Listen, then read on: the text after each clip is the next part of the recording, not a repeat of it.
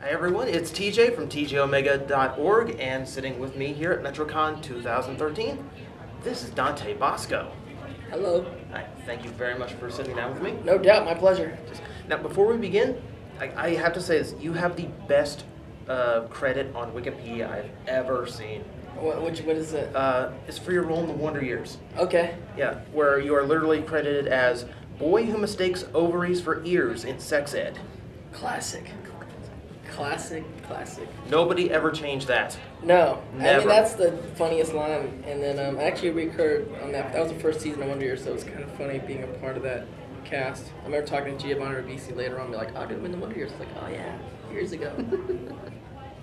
All right, now, first off, now I got you mentioning the autograph line. Yes. Tell me about the mindset of a teenager with his own action figure. Oh, I just was lucky, man. I think it was cool. Like when I was 15, when the Hook figure came out, and I was like, that was super. It's just weird because I grew up with Star Wars toys, of course, and GI Joes, and then to have your own action figure was just awesome. And also, the one thing that threw me too that was really cool was having your own Happy Meal. Oh, right. The Happy Meal too was like, this is cool. It's one of those things you don't even. I mean, it's hard to explain. It's just a cool feeling. Like that's cool. No one ever thinks about that. Expects to have something like that. Right. Speaking of Hook, what was it like working with Robin Williams in what was essentially the best treehouse ever? Yeah. Robin's amazing. Of course, he's a big kid, Right. so being able to hang out with him for months on end, really being entertained and educated in that way. He's probably the smartest, wittiest, fast-minded, genius person you'll ever meet, and so to work with someone like that is amazing. But also, on the flip side, we spent a lot of time just in the makeup chair together because obviously I had hours of hair every morning. I can't imagine why. Yeah, right. So I would spend mornings with him, and we would talk about poetry. Poetry is big in my life, and I started the biggest poetry venue on the west coast of America here, called the Poetry Lounge, originally Dante's Poetry Lounge. And so that all started back in the day, writing poetry as a teenager, and I was really influenced by his film Dead Poets Society.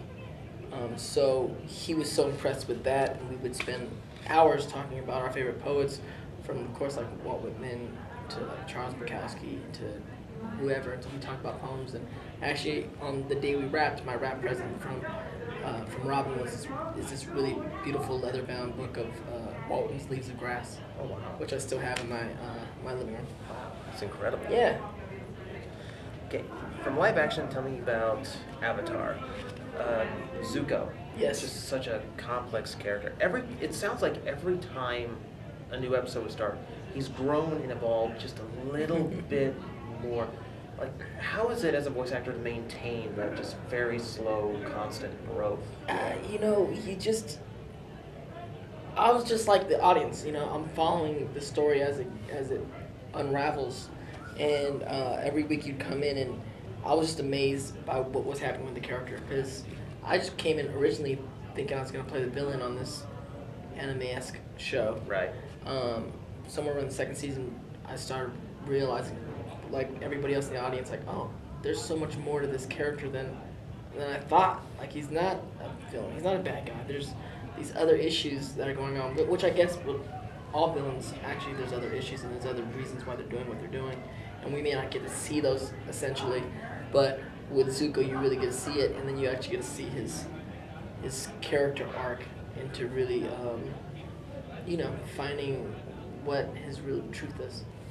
I was telling someone that by the end of this third season, by the time he's found himself, Right. the journey he's done, you can still hear the journey that he took through there. It really is one of the most impressive voice performances I've heard. Oh, thank you. Thank you so much. Who knows? It's just one of those lucky things that I kind of stumbled into. It's one of these characters. A lot of times in this industry, a lot of times we try to plan out what we want to do as actors, and the reality is most actors, we are just fortunate. It's just good timing, the right character with the right actor, the right magical stuff could happen. Maybe maybe you could still hear the journey in the voice, just because even though my voice is still sounding young and I play this young character, I've already, by that time in my career, I had a very long journey as an actor, and still, it's all there. It's all still there. Now, you also played him in the video games, of course. Yes. Okay. When you're revoicing it for the video games, what's the difference between? Just it's just shorter because the increment of what the scope of what a video game is doing, or at least for this particular video games. Other video games have a larger scope of how the storylines going, but the scope of like the video games for the Avatar series are very fun, smaller, so it wasn't as intense or whatnot, and it's not really the, like Brian and Mike aren't really involved as much. It was like, I don't know who was doing the games. I don't know if it was Mattel or it was somebody, but someone was directing. Well, maybe not the games, but I remember the toys. Okay, the toys are coming out, and then somebody from Hasbro, whoever was doing the toys, I don't know. They're like saying, we need like 5 catchphrases, and they're just making up stuff. I'm like, Right. no, he wouldn't. What? Like fire this up or something. I'm like, what are you God. talking about? He didn't say that.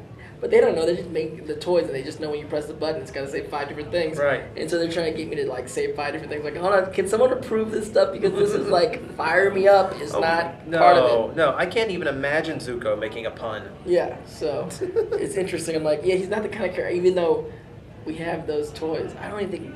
Oh no, I do have that one. And there was a blue. I did one for. I don't have them. I have one of them, but I don't have the voice ones. I should have picked those up. I think there's a Blue Spirit one and there's a Zuko one, and I voiced 2 different things for him. Oh, geez, now I have to look that up when I get home. I know. I'm sure you can't find them. Oh no. I mean, we could find them. No. Those people watching right now, they know I'm really good at finding really obscure stuff. Okay, the Blue Spirit mask one, we got that, and we Uh-huh. got the Zuko one, and I voiced 2 different voices for those guys. I'm on it. Yeah. Okay, back to Hook really quickly. Looking up other interviews I found for you online, what happened to this Rufio movie I heard about? Oh, it's there. It's being shopped around town right now. It's pretty amazing. I'm gonna release some stuff on it because it's a musical. Really? Yeah, and it's just a movie that came to me. Like, I didn't write it. The guys that wrote it, they did it at their college years ago when they were in college, Skidmore College up in the upstate in the East Coast here, and I guess it was the most successful play that ever happened in their college. Wow. And then when they got to LA, I met them through a friend of a friend, and they gave me the script. I attached a director to the project named Ripin Suanat, and he's responsible for a lot of the animatics for films such as the Matrix series, the Narnia series, the X-Men series. So it's right up his alley, and so we've been developing it for the last year. So I really want to get it out. It's going to be interesting because it's basically a reimagining of the Peter Pan story, but it's just Rufio, and I'm really excited to figure out how to get it out there. Problem is, it's not a cheap film. It's not like if it's like a little indie that we can get made for a few $1 million. It's not that kind of film. It's a bigger budget film, so we have to really get a big studio behind it. Yeah, it's not a Kickstarter thing. It's not a Kickstarter thing. It's not a Kickstarter thing. Yes, I would give you the money right now. Although, I mean, maybe we could, maybe. Yeah, you never know. I've seen millions of dollars pumped into something. Yeah, but it's like an $80 million film. But although, maybe I can get it stripped down to maybe $2 million film or something. Yeah. That'd be crazy, but we have to shoot it. I mean, we can always bring it to Peter Jackson, see if he wants to do it. I don't want to spoil the plot or anything, but the one thing I have to know, how a teenager decides that he's going to go through life as a gothic peacock. Oh, there's a reason how he gets the Trihawk. It's amazing. He doesn't show up with the Trihawk. He earns the Trihawk. Okay, now I have to see this. Yeah. I have to see this. He earns the Trihawk. I can't even tell you about the situation. All I can tell you is one thing I'll leak about it. The part of the Peter Pan story that was left out of Hook is definitely a part of the Rufio story, which are the Indians. Okay. Now my mind is racing. Now, As it should be. as it should be. But it's awesome. Like the story when I read it, and they were telling me all the stories about how he got there, about his father, how he becomes the leader of the Lost Boys, how he gets to Tri-Hawk, how the Indians are involved, how Tiger Lily's involved. I mean, the story's super epic and amazing, and a great ode to Peter Pan. And it's still the Peter Pan story, and it's Captain Hook, and it's fucking awesome. I hope it happens. I really hope it happens. No, I'm sure I could pick your brain for Yeah. hours here, but we have schedules. I know. And they get mad. So, thank you very much for No, sitting down. TJ, thank you. Very much. TJOmega, Metrocon 2013. He's doing my job for me now. Hey. Stay tuned. We got a lot more coming up.